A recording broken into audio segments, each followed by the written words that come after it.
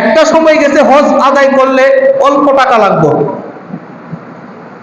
লাখ দেড়েক টাকা হলে চলতো।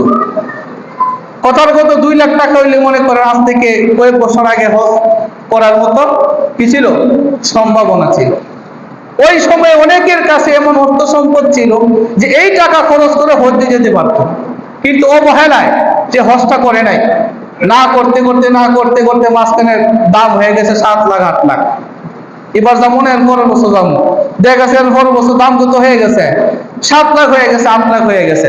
এখন তো বেচার কাছে 7 লাখ টাকা নাই, 8 লাখ টাকা নাই, সে কেমনে যাইব হজ্জে? তখন তার একটা তার উসিলা থাকে, এত দাম দেওয়ার মতো সামর্থ্য আমার নাই, কিন্তু আল্লাহ তাআলা তাকে আরো আগে কি দিয়ে দিছিল, সামর্থ্য করে দিছিল, সে তখন যায় নাই। ওই তখনই তার উপর হজ ফরজ হয়ে গেছে। এখন দাম বেড়ে গেলেও, মূল্য বেড়ে গেলেও তার উপর ফরজই রয়ে গেছে, মৃত্যুর আগ পর্যন্ত তার উপর ফরজ থাকবে।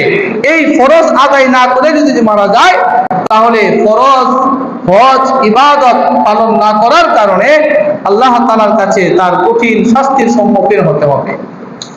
রাসূলুল্লাহ সাল্লাল্লাহু আলাইহি ওয়াসাল্লাম বলছেন, মান মালাকা জাদান ওয়া রাহিলাতান, যে ব্যক্তির অর্থ সম্পদ আছে, সামর্থ্য আছে এবং হজ্জে যাওয়ার মতো রাস্তার মধ্যে কোনো সমস্যা নাই, রাস্তা নিরাপদ, তুবাল্লিগু ইলা বাইতিল্লাহ, হজ্জে যাওয়ার মতো এই যে এবিলিটি, সামর্থ্য আল্লাহ তাআলা তাকে দিয়েছেন, ওয়ালাম ইয়াহুজ্জা ফালা আলাইহি আইয়ামুতা ইয়াহুদিয়ান ওয়ালা নাসরানিয়া, ওই ব্যক্তি যদি হজ না করে, আল্লাহ রাসূল আক্ষেপ করে তার ব্যাপারে বলছেন, হে ইহুদিয়া মরক, খ্রিস্টানিয়া মরক, আমার রাসূলের এগুলো দেখার কোনো দরকার নাই। কত বড় অভিশাপ, কত বড় লানতপূর্ণ একটা কথা। আমরা মুসলমান হিসেবে এই যে ফরজ ইবাদত হজ, অবহেলিত একটা ইবাদত, সামর্থ্য থাকা সত্ত্বেও আমরা অনেকে হজ করতেছি না। অথচ হজ করতে গেলে যে টাকা পয়সা খরচ করা দরকার, এর চেয়ে দ্বিগুণ টাকা পয়সা আমরা এদিক সেদিক খরচ করতেছি কিনা?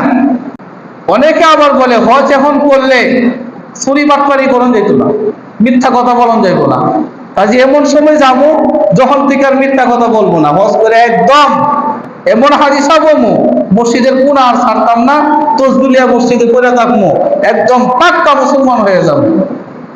এমন ইচ্ছা অনেকের আছে না নাই? অনেক ব্যবসায়ীদের এমন ইচ্ছা আছে, অনেক চাকরিজীবীদের এমন ইচ্ছা আছে, সে এমন একটা সময় চাইতেছে যে সময়টা আসলে সে আর মিথ্যা বলবে না, যে সময়টা আসলে সে দাঁড়িয়ে রাখবে, এর আগে সে দাঁড়িয়ে রাখবে না। বলেন তো ওই সময়টা তার কখন আসবে?